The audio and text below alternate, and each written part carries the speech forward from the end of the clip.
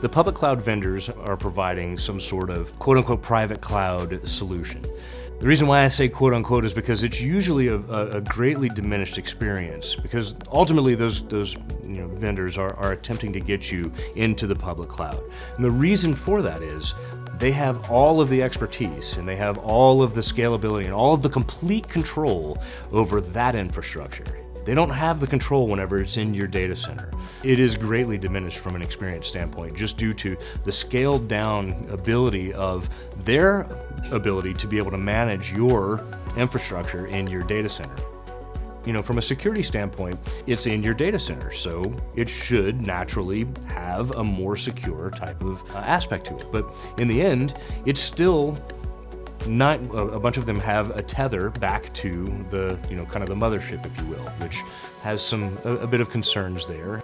Scalability is impacted greatly. You're able to put a certain amount of pods, if you will, within your data center, but the goal, again, is to get you back into the public cloud. The whole piece of being able to burst those workloads into the public cloud is the hope, or the goal, ultimately, of those vendors. And so what they've done is they've somewhat constrained the architecture of that on-premises infrastructure while, again, trying to push you into that behavior, moving into their environment, which isn't always possible. Maybe there's intellectual property details that you don't want to have on there, or maybe there's, the location of that data is somewhere that you can't put it in the public cloud.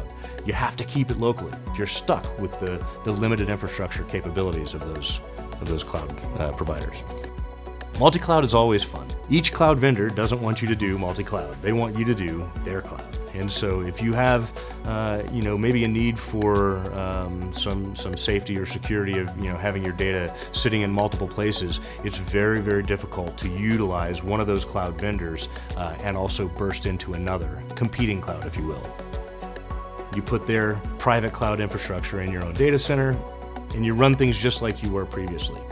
But the difference is they're still charging you, so you're buying the hardware and you're putting it in your data center, and they're still charging you for the egress fees of the data itself. So when you're pulling the data out of that environment, or you're trying to do research on it or analysis, those pieces are you're still being charged for that access. So you're being charged for the hardware itself, you're being charged for the egress fees, and you're being charged for the power bill. It doesn't really feel like a cloud-like experience at that stage.